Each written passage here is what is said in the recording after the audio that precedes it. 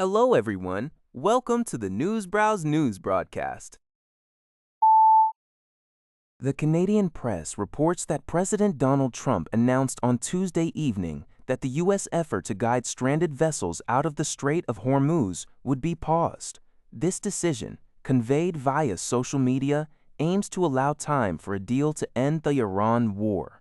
Trump cited requests from Pakistan and other countries, significant U.S. military success against Iran, and progress towards a comprehensive agreement with Tehran representatives. However, the American forces' blockade of Iranian ports will remain in place. Despite Iran's recent drone and missile attacks on the UAE, U.S. officials maintain that a ceasefire is holding and major combat operations have concluded. Secretary of State Marco Rubio stressed that peace hinges on Iran agreeing to U.S. nuclear demands and reopening the vital strait, a move that has severely impacted global energy markets. Shippers remain cautious, citing the strait's narrowness and Iran's missile capabilities. CTV News reports that a British Columbia man, Prakash Lekhraj, has had his 2024 convictions for sexual assault and child pornography overturned by the BC Court of Appeal.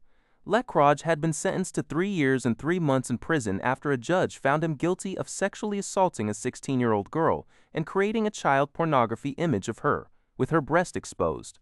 The appeal court ordered a new trial, citing a significant legal error made by the original trial judge. The judge was found to have engaged in impermissible propensity reasoning by evaluating the accused based on his character rather than the specific evidence related to the charges. The trial judge's comments, such as characterizing Lekhraj as a person of bad moral fiber and a misogynistic braggart, and stating he lacked a scintilla of credibility, were deemed fundamentally flawed. While the sexual activity and the photo were not disputed, the central issue was the 16-year-old complainant's consent and whether Lekhraj knew her age. The appeal court emphasized that credibility assessment must be based solely on the evidence of the alleged offenses. Kelowna, BC, recently marked a National Day of Awareness for Missing and Murdered Indigenous Women, Girls, and Two-Spirit People with a powerful red dress event, as reported by Global News.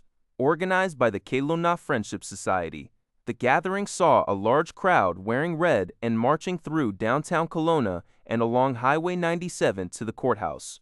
Attendees, including Mary Jobe and David Jeffress, emphasized the urgent need for accountability from settler Canadians and an end to the violence. Many held photos of missing individuals, like Cecilia, who disappeared in Vancouver in 1989. Advocates highlighted that Indigenous women, comprising 4.3% of Canada's population, account for a disproportionate 16% of femicide victims and 11% of missing women. Community leaders such as Christina Verhagen of the Kelowna Friendship Society linked these statistics to deep-rooted systemic racism. While some progress has occurred, there's a strong call for immediate action on the National Inquiry's recommendations concerning healthcare, social services, and policing to strengthen support for Indigenous communities. Healing, Verhagen noted, begins with acknowledgement of the pain. The Vancouver Canucks will not have the coveted first overall pick in the upcoming NHL draft, despite entering Tuesday's lottery with the best odds. According to CTV News, the team secured the number 3 pick after the Toronto Maple Leafs won the lottery, followed by the San Jose Sharks, who will pick second. This result is a slight disappointment for the Canucks, who had a 25.5% chance of landing the top selection compared to the Maple Leafs' 8.5%. However, finishing with the number 3 pick still represents their highest draft position in a generation, with their last better picks being in 1999 when they selected Daniel and Henrik Sedin.